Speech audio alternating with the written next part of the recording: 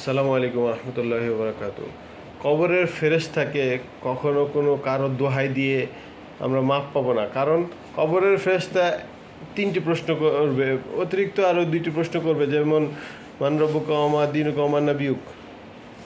তোমার তোমার রবকে, তোমার দিন কি, তোমার নবীকে।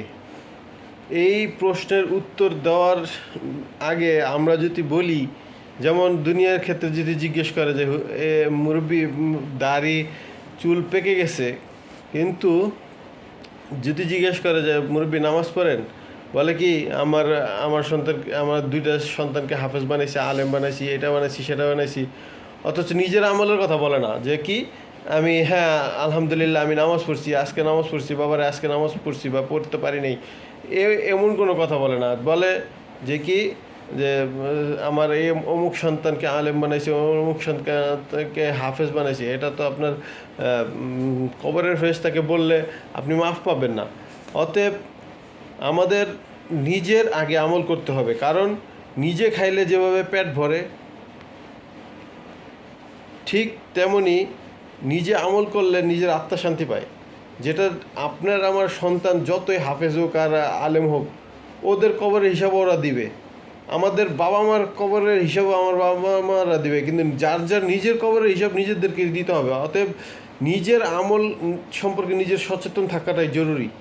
যেটা আমরা মনে করি যে এটা একটা ক্রেডিট, যে কি আমার সন্তান হাফেজ, আমার সন্তান আলেম, হ্যাঁ ওদের উছিলায় আপনি কিঞ্চিত পরিমাণ হয়তো আল্লাহ তালার কাছে করুণা পেতে পারেন, কিন্তু সারা জীবন আপনি আমি সুদ খাইলাম, অথবা সুদের উপর টাকা লাগাইলাম,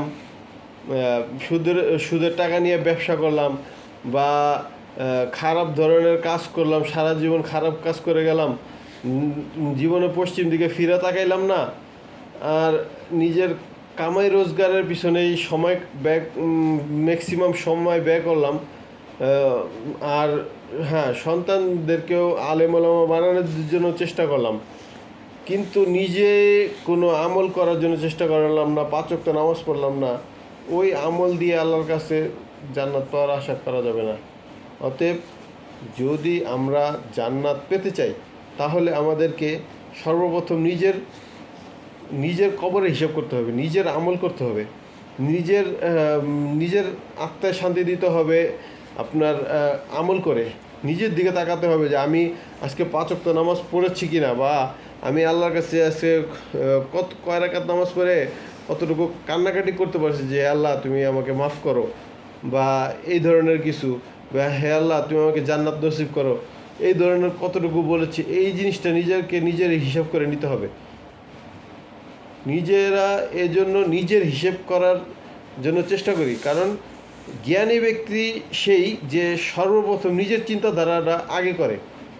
অতএব আল্লাহ তালা আমাদেরকে নিজের আমলের হিসাব নেওয়ার তৌফিক দান করেন। আমিন।